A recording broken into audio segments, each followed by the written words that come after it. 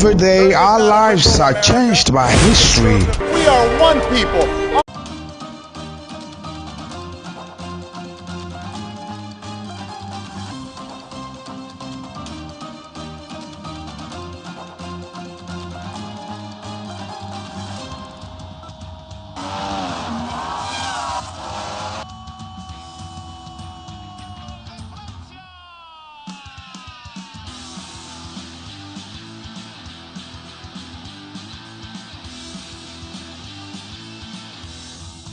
Killing him not to counterpunch.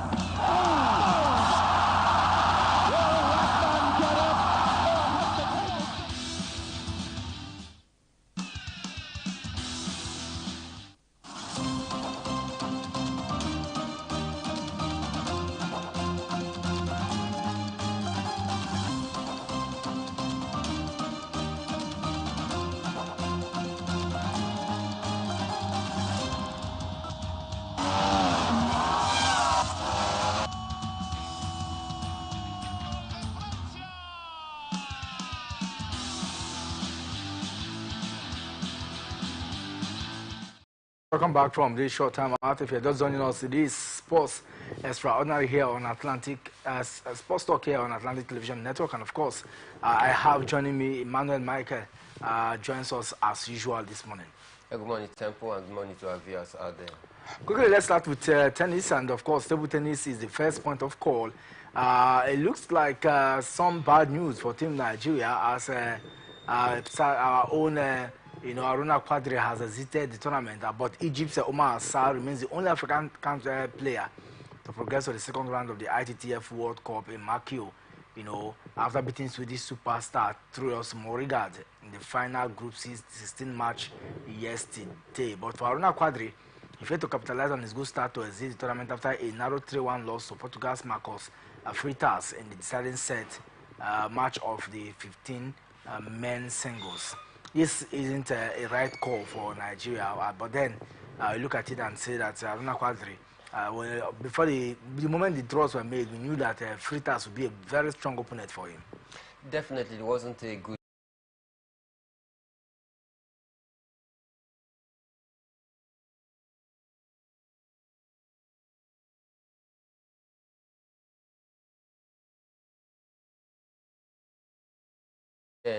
and looking at the fact that he's the only African that have gone so far as getting to the quarterfinal of this competition. You expected him to do more in that regard, but it wasn't to be, as Freitas have a different game plan as well. I think this is what it means for you to also, not able to get the better of your opponent. I tell you, it was a total dismantling from Freitas against our own Aruna Quadri. And one man talking about Omar Assar is still very much around, still trying to hold the image of Africa very strong out there. Of course, you see him of late. He's been on an impressive run. You know what he did in the just concluded All-African game here in Ghana, where he was able to host the same, Aruna Quadri. So, if you ask me, I think it's not a good one for Nigeria. But then we still have an African representative out there that is also still flying the color for us, talking about Omar Assar. Now, the implication of this is if Omar Assar continues to drive on, he might, he's lowly ranked as compared to Aruna Quadri. But with this exit now, if he goes 2 more steps, that will be a big boost for him. And for Nigeria, yes, we may not have all the names in table tennis as compared to the Egyptians, but somehow we have #1 in Africa, which is the Nigerian, and this exit will definitely affect the rankings. And so I'm just wondering, how far can Aruna Quadri maintain this ranking, because at the same time, in fact, this year he has not lived up to expectation as much as we have wanted. Although he's #1 in Africa, but that expectation, that we desire, have not been achieved. Yeah, though #1 in Africa, but looking at the way Omar Assar is going with his fine form, I tell you, the #1 position of Aruna Quadri as African first is under threat right now, because having seen what Omar Assar is doing out there, I tell you, he's definitely going to give Aruna Quadri a run for his money in the #1 spot, talking about Africa here, because like I said earlier, this same Umar Asa actually defeated Haruna Quadri in the just concluded All-African game here in Ghana. So with all of this fine form of Umar Asa, I tell you, is going to definitely give Haruna Quadri a run for his money in the #1 spot. So if Haruna Quadri want to maintain this #1 spot, then he need to also start winning games. He need to also start being consistent, because I tell you, since the start of this year, he has not been very, very consistent. And again, some of the tournament that you're expecting to take part in, due to one injury or the other. The last time we heard about him being out of Nigerian contingent for a certain international competition, just because of the fact that he got food poisoning 24 hours before the competition. So all of this is a major setback for Haruna Quadri in his bids to continue to maintain the #1 spot here in Africa. But then I tell you, with the fine form that we've seen of Umar Asa of late, then that #1 spot is under threat. If he must continue to be the #1, then he must go back to the drawing board and start working on his game and start getting the needed results, so that he continue to maintain that spot. If not, there are many Egyptian players, not just Umar Asa, that is also on the rise as well. So I think for a long time he has maintained that #1 spot. Of course, his quality is never in doubt any day, anytime, talking about Haruna Quadri. But then I think this time around he seems not to be getting it right. I don't know where the issue is, but then one thing is certain, that if he must maintain the #1 spot, then he need to start, being consistent. He need to start winning games so as to retain that #1 spot.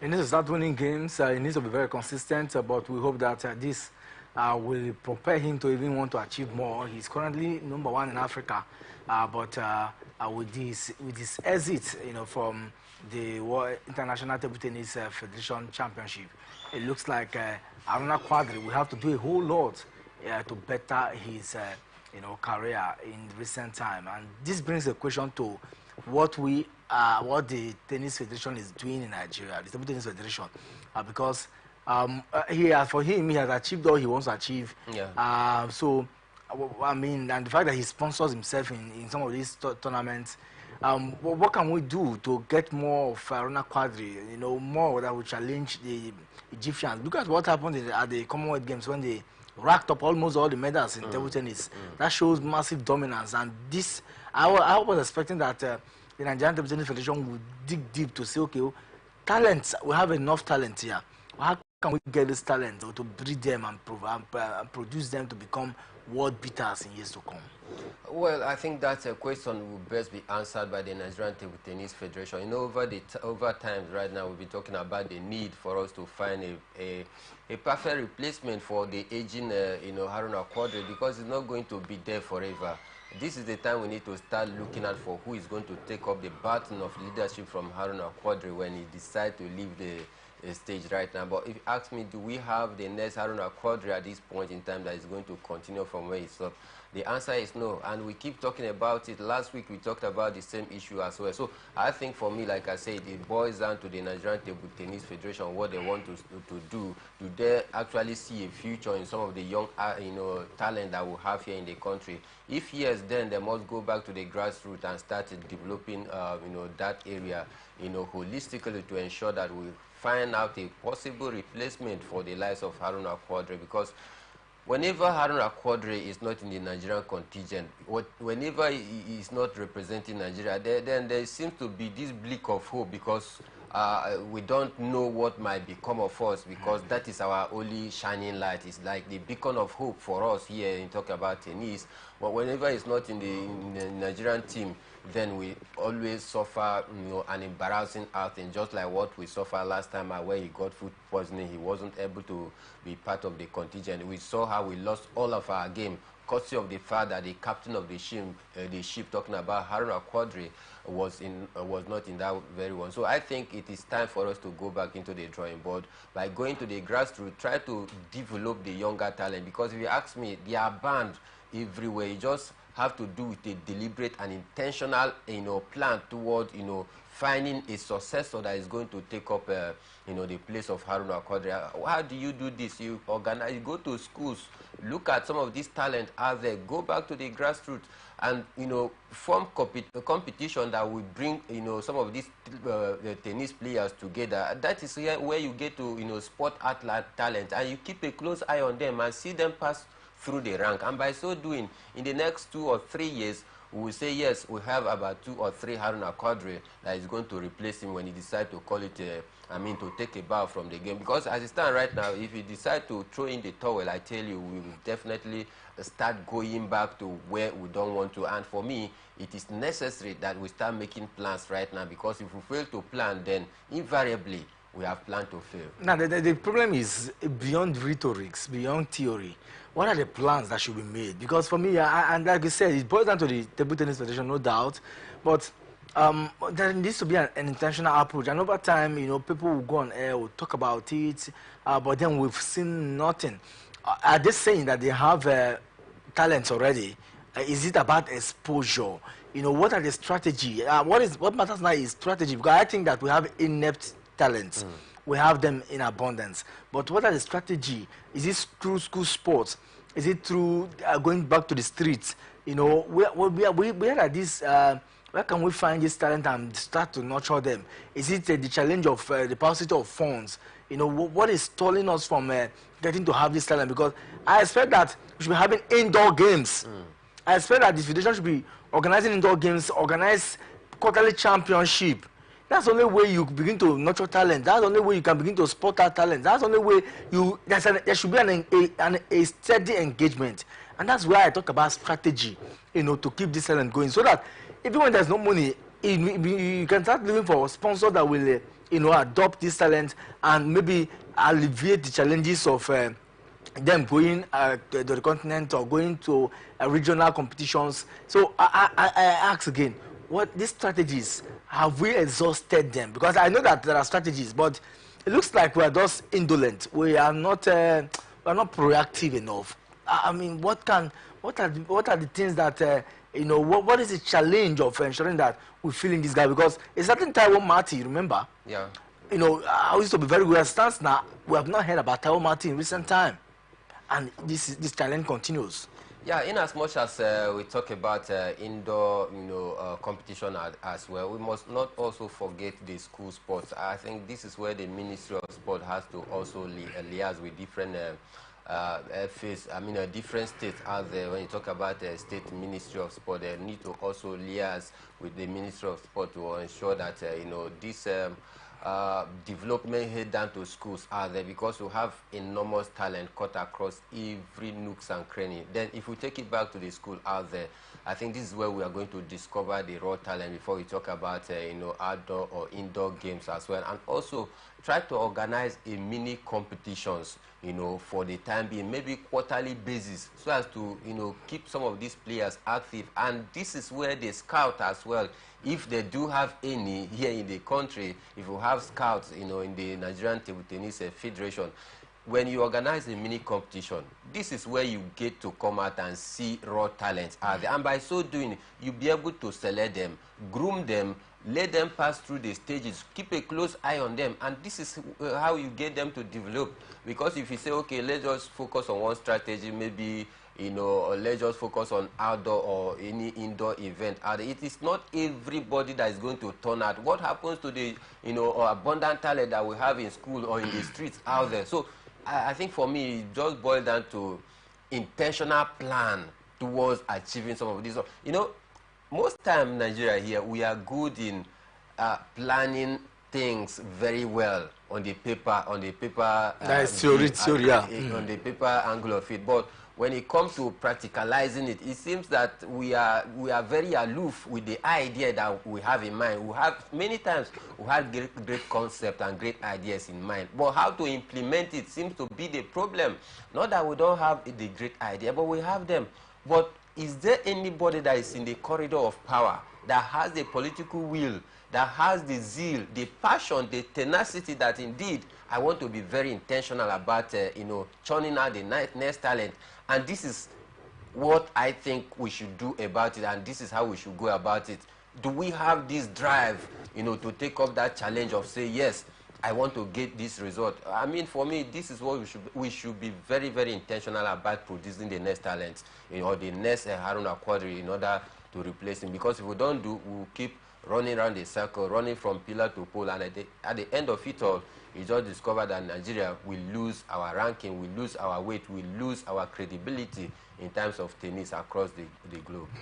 Aruna Quadri is number 1 in Africa, and I mean, it looks like it's having a bad season, you know. But we hope that that question is, in quote, what is the tennis federation doing in the light of sporting talent, nurturing these talents, exposing these talents, and funding this talent to represent us adequately? We need to start seeing the new set of Aruna Quadri so that the rays of hope will be high. And of course, I hope that in the next 1, 2, 3 years, we'll start seeing them participating. You know, the Egyptians, they have academy where they even have raw talent. And so before the likes of Asha Meshrif, before the likes of Omar Asa, just name them. You know, at the moment they are about leaving the scene, or their performance is dwindling, you begin to see the new names, Donagoda, just name them.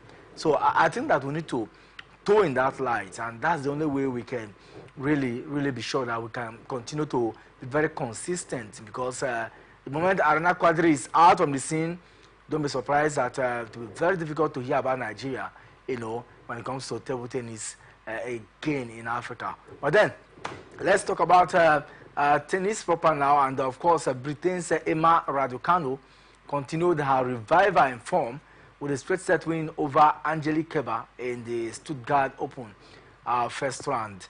We saw what she did last week with the is it the Billie Jean Cup? Not Billie Jean per se, but she helped Great Britain to win that particular one. But she was able to wrap up this particular one against Angelique Kerber 6-1, 6-2 in 1 hour 26 minutes, and she was full of excitement, you know, expressing herself. This is a young lady who, of course, we know all that transpired, trying to revive her career, but the big question still remains for how long will this result turn out for her.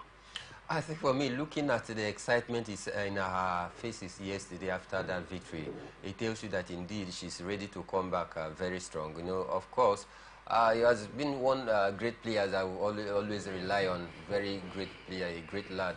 But then, in the last 3 months right now, she has found it very difficult to replicate that high hope, you know, repose on her earlier while coming up. I think Emma Raducanu, no doubt she has the potential to go far, but then can she be able to continue in this line? Can she be able to replicate this fine form? You saw the total dominance in her game yesterday.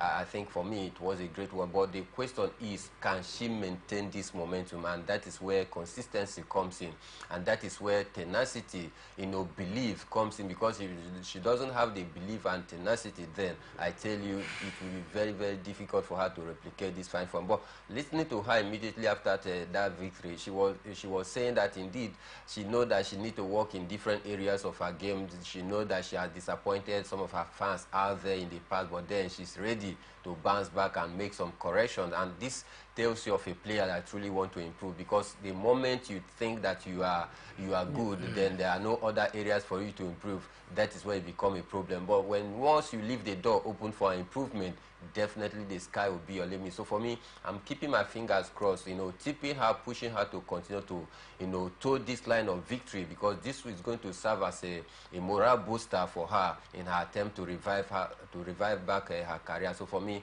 I think she should just maintain the momentum and keep going game after game, and in due time she will definitely get back her mojo in full. She was able to help France to beat, was able to help Great Britain beat France in the Billie Jean King Cup at the weekend, and of course she will next play Linda Niskova at the Stuttgart Open, you know, next round. Away from that now, let's move on, and this time let's talk about Rafael Nadal. I mean, Monday started brilliantly, but that brilliant run has been you know, stalled by Alex de Minaur as the 12th-time champion waved goodbye to Barcelona Open, and so possibly the last time he will ever step his feet on this clay court. For me, I just think his first win when he came back was just a mirage, because I knew that he was... It was a qualifier, I mean, Cobolo. I think that was a Captain Cobolo, Italian player who made light work of him. Okay, Flavio Coboli. Yes. You know, so in the straight set there, and the love wasn't felt that, okay, what a good start. But then I knew that when the moment he plays, you know, but would he have stayed back, or would he have, opted not to play? No, for me, I think he's just trying to build his game and see if he can be able to, do strong things at the, in the Olympic as well. And not also forgetting there is a certain major competition, talking about the Roland Garros. The French Open. Yes, even the French Open. Even yesterday, why he lost the game, immediately after that game, he was being interviewed. He said that he was thinking about the Roland Garros and the French Open. That is where he wants to, because that's where he's the king. Yes. So, he has won that for a record 12 times. Yes. And so, I think 15 times. No, 14 times. 14 times, and there's no doubt as to what he can do when it comes to clay. But the same person we saw is not the man that, he's not the man that, we know. But clearly, I had expected that if you want to come into big master, this is Master Series. Yes. You want to come into some of these big Master Series, 1,000. You Start with build- ATP 250, Yeah. ATP 500. Yeah. So that you build your muscle Exactly. and you acquaint yourself. By the time you are able to get to semi-finals, you even start creating, because some of the players are going to play in those ATPs, and the players are going to play in the Masters and the Grand Slams proper. So that's what I had expected from him.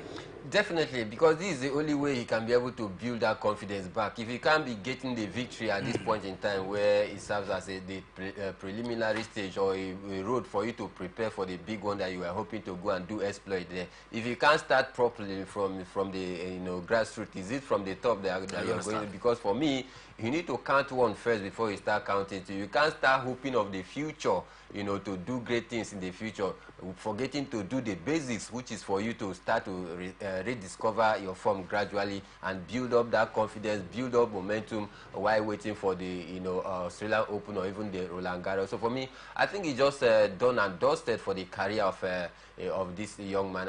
Because since he came back from injury, I tell you, it has been very, very difficult for him to also regain that confidence, that fine form that we know of him. 22 major champion. Over the years, he has been able to build a reputation for himself. I mean, his name is like a household name when you talk about a legend. Yes, so for me, after achieving such a lot for himself, I mean, if you can no longer stay put, in the stage for a very long time, for you to be very consistent and continue to show some of those brilliance and flashes that tennis lovers all over the world know you of. I mean, there's no need of trying to struggle and try to, force yourself to be very relevant.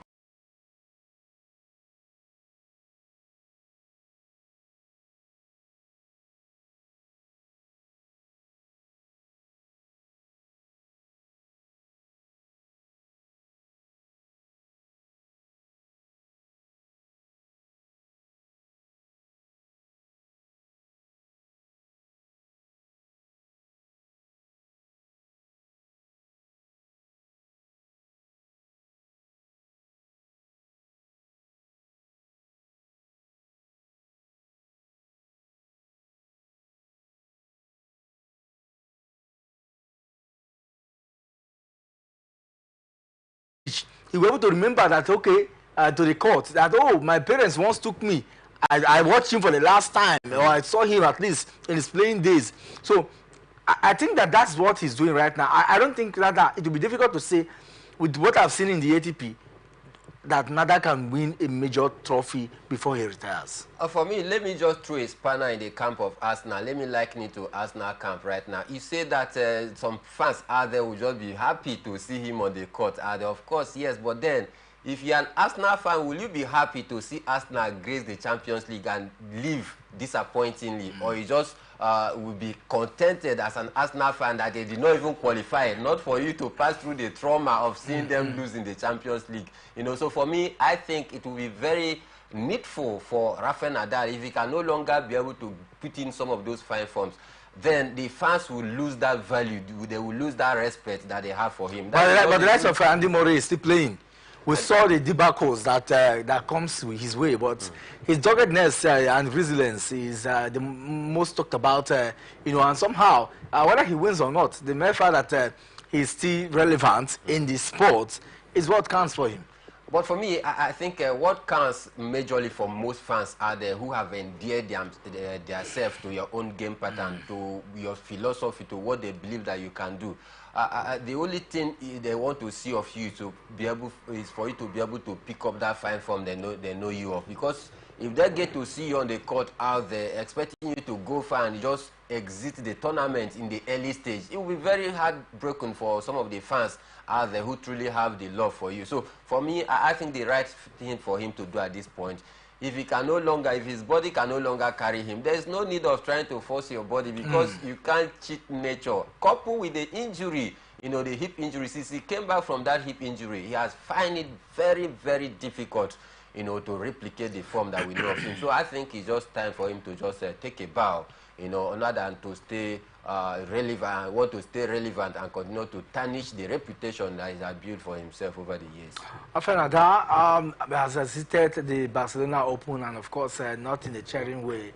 He does that particular one, but his next target now will be the game coming on the French Open in Roland Garros, and of course, we'll wait to see how that one pounds out. 7-6, 7-5, 6-1 to world number 11, Alex Zimino in round 2. 22-time major winner. He has talked about plans to retire this year if he's unable to compete regularly, and of course it looks like he might retire. Currently ranked at 644th in the world, has only played 5 matches since January because of hip and abdominal injuries, and is hoping to be fit enough to make it to the French Open, where he won the record for team men's single title next month. And let's see if his energy can take him through that particular one. Away from that now, let's bring you other stories this morning on Sports Talk. And of course, this is sharing because Africa is anticipating the first ever Youth Olympic game to be hosted on the continent in 2026 in Dakar, the capital of Senegal. It's a good one. It's a good news. But then we have, the facilities in place to be able to host the rest of the world. It's a big question. But then we understand the IOC president is also throwing his weight behind Africa, hosting this very big one, because this is the only tournament that have actually eluded Africa as a continent from hosting. Since the history of the Olympic game, Africa have never hosted it. We had about our own sport minister talking about John Waneno a few weeks ago, talking about the fact that he would love to see Africa hosting the Olympic game. At that point, some media practitioners in the country was like, "What? Do you know what it takes to?" What does it take to host? It takes a lot, my brother. No, it takes a lot. No doubt. It takes a lot to host, but the countries that have hosted it, yeah. I mean, there's nothing too special in hosting. You need a gymnasium, you need a well-equipped stadium, you need road tracks. South Africa is, Morocco, South Africa, Egypt, they have some of these facilities on ground already. So I don't think that if a country in Africa is determined in 4 years' time to say we want to host the Olympics, that we cannot achieve that. But then there needs to be very intentional about it. And when it was so, that was how the World Cup eluded us. Yeah. Until South Africa took the bull by the horn, yeah. And hosted in 2010. So you can't compare the facilities that South Africa but it's the same thing. That of Morocco or Tunisia, even Algeria, to that of Senegal. So for me, I think it's a big dream, but it's going to be a good one for. We're able to also, beat that, jinx over the years that Africa were unable to host the World Cup. Hosting the Olympic game is going to be a very big one for the continent of Africa. That is even going to add more respect to us as a country of Africa as well. Now that the economy of Africa is very biting. Looking at the World Market Report the other day, I was just passing through some of the information, and I tell you, Africa is in a journey that is done right now. We need to start preparing heavily. If not, in the 10-15 years, according to market projection, it's going to be a problem for us. But then it is achievable only if we are deliberate and intentional about it. In Senegal, they can do it. Who says no? Even the chairman, the president of the IOC, like I said earlier, is already giving his nod. He already mentioned the unity of Africa as a great factor as well. So these are some of the things that is going to play a major role. Boxing. We talk about the basketball, and of course, not sharing news from one man who has been banned, given a lifetime ban in basketball. But we'll talk about that when we come back, as well as the playing's result in the NBA. The Champions League, a lot transpired yesterday night. We'll keep you in suspense, and when we come back, we'll dish out all the stories you so long for. Don't forget, you are tuned into Atlantic Television Network, and we'll be back. To the land beyond the mountains, through the Sahara, we bring on sport news, live analysis, expert discussions on trending stories in politics, business, socio-economy, sports, and documentaries. So catch all the updates on the happenings around the globe. Stay focused on the fact today, only on ATN.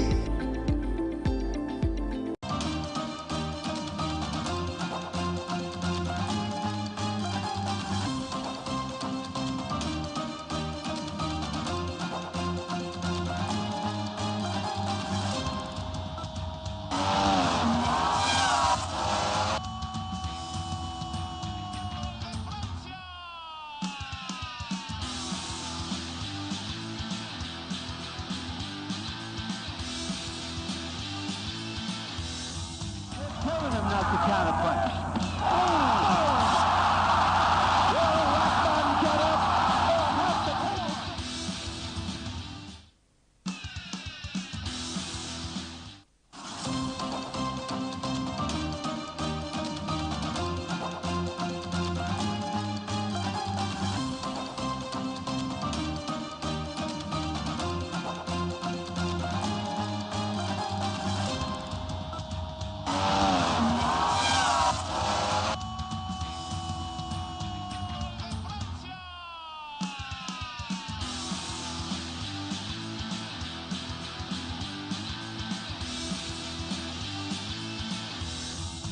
Telling him not to counterpunch.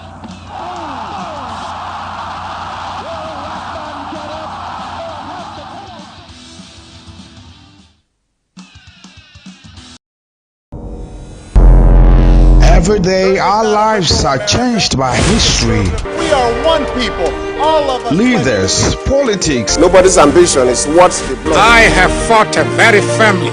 natural occurrence, war, and the world economy. I belong to everybody and I belong to nobody. ATN covers it all on ATN Politics today.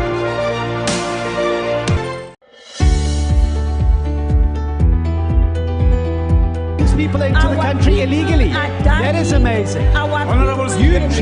You human traffickers. From the line across the ocean to the land beyond the mountains, through the Sahara, we bring on sport news, live analysis, expert discussions on trending stories in politics, business, socio-economy, sports, and documentaries. So catch all the updates on the happenings around the globe. Stay focused on the fact today, only on ATN.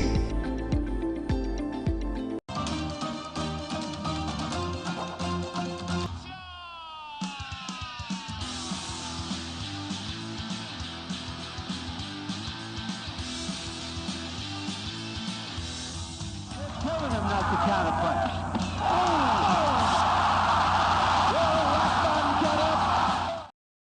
Back from that break, if you're just joining us, it's Sports Talk here on Atlantic Television Network. And of course, we'll talk more now because we have some boxing news. And before we delve straight to basketball, World Boxing Council silver title holder, Ife Ajaba of Nigeria, seems to be preparing to have a unified coalition course against Anthony Joshua for the WBC main title, for a former second successive title defense.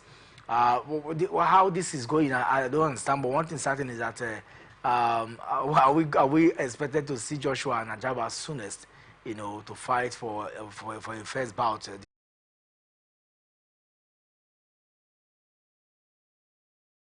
His aspiration, this is his aim, and this has been his dream, to be on the big stage out there doing big things. So for me, it's going to be a win-win situation for Nigeria and the continent of Africa if that fight come to fruition, seeing if Jagba in the same ring with our own Anthony Joshua, who also has a Nigerian descent, though he's representing Britain as it stands right now, but then we know he's of Nigerian descent. So it's going to be an impressive one if we get to see Jagba locking horns against Anthony Joshua. But then I think this man, Jagba, maybe one of these days, maybe possibly over the weekend, we'll take a preview and delve into his career, maybe use him as our sport personality, hopefully. So because he truly deserves it. Whenever they are in the news, it's for the money reason. So, so for me, I think most time some of these, matchroom promoter, boxing promoters as well, they just, because of their own interest, they just try to,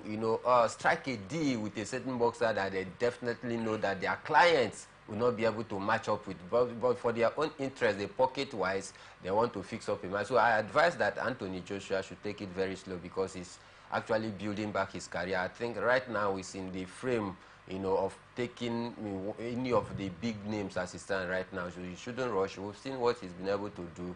So that is my advice for him, because at this point in time, it's very, very devastating if he goes to lose. Of their total dominance when you talk about the NBA.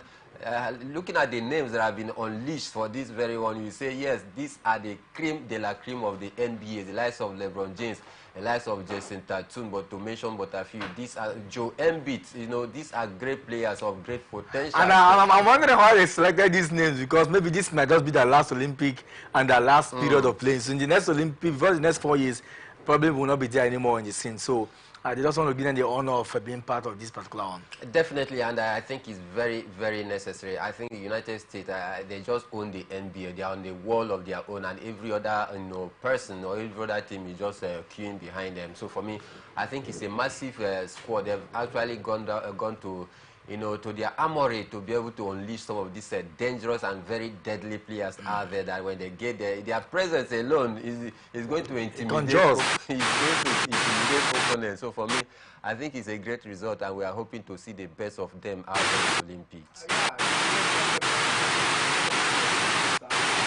With NBA talent that also is the most valuable player of the year, Joel Embiid, along with Boston Celtics standard Jason Tatum and Drew Holiday. Los Angeles Lakers star James, the NBA all-time leading scorer, will be competing in his fourth Olympic after appearances at the 2004, 2008, and 2012 games. The Golden State Warriors Steph Curry, whose season came to an end on Tuesday, when the Warriors were eliminated from the NBA play-in tournament, will be playing in his first Olympics. Other star named in the squad, which contains 12 NBA All-Stars, 4 NBA MVPs, and 6 NBA champions, include Phoenix Devin Booker, Davis Minnesota Anthony Edwards, and of course the Los Angeles Clippers Kawhi Leonard, Miami's Bam Adebayo, and Indiana's Tracy Halliburton are also named. Golden State Steph Curry has been named the head coach with assistants including Miami's Eric Spoelstra, the Clippers Tyronn Lue, and the Gonzaga University's Mark Few. So these are some of the names, named there. We look at this score, you wonder. But the last time we saw, was it a certain the place where this man Dovic, Luka Dovic came from? I think that was is it Serbia. Yes. I mean, Serbia did so well in that particular one. We've also seen Canada also compete alongside, but the US, I think they were not the winners of the last. It was Serbia who won the last Olympics. Yes. So it doesn't matter the names, it's star-studded. It's about the most determined side. Most time I tell you, it matters. The name matters, because this very name in the NBA is very intimidating. These are not just names. These are players that indeed, when it gets to, when the chips are down, they definitely come to the party. I mean, some of the big names mentioned here, if you take a look at their season so far with their different clubs out there, you definitely nice of Lampard, John Terry, Didier Drogba, Ashley Cole, where they form what we call today cabal within a system that whenever a new coach comes to the Chelsea football club and they are not doing the things that are necessary, these few players that I just mentioned, they will have to ring the owner then, talking about Ibrahimovic. And before you know it, in the next hour, you will see a private jet landing at Cobham. And the next thing you hear that the coach has been fired. Mikel said that to give what I call an expo to some of the bettors out there by telling them, oh, in next game, I'm not going to be playing in that game. All stories, we have on the menu. But quickly, we just have 2 minutes. Arsenal gone. Okay, let's start with PSG. PSG gone. 2 Spanish teams have gone. Arsenal, an English team, have gone. And we